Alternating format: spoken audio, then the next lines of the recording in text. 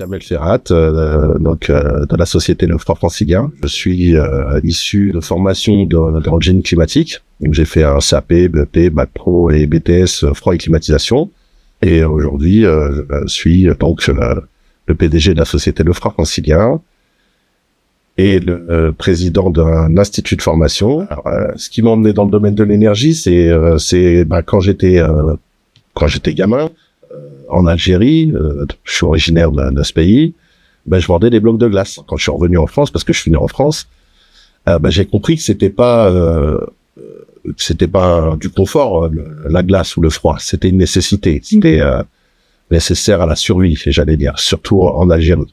L'eau, le bloc de glace, il est plus précieux que l'or. Naturellement, j'ai demandé à m'orienter dans ce domaine-là et j'ai fait ma première formation en CAP froid et climatisation et j'ai continué jusqu'au BTS. Mon tuteur de stage a vu ma motivation, il a vu l'intérêt que j'avais pour ce métier-là. Il me dit, si tu veux maîtriser cet art, va au lycée Maxime Perret. C'est l'école par excellence de ce domaine d'activité. Que je me suis vite rendu compte en intégrant cet établissement que c'était pas un lycée comme les autres. Dans le cadre de notre période de formation en entreprise, on était cooptés par des anciens de Maximilien Perret, mais fallait être de Max P, et jusqu'aujourd'hui, je le vis encore. Ils forment les architectes de demain, des architectes parce que j'ai pas choisi un diplôme en allant chez Max P.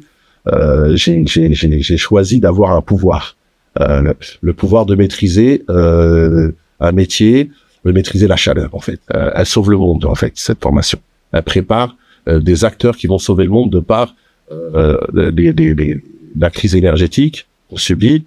L'empreinte carbone qu'on doit diminuer. Quand on change une chaudière gaz par une pompe à chaleur, on diminue le CO2. Quand on optimise le fonctionnement d'une climatisation, on diminue notre empreinte carbone. Et tout ce travail-là, qui est au front, qui est en première ligne, si c'est pas nous, les frigoristes.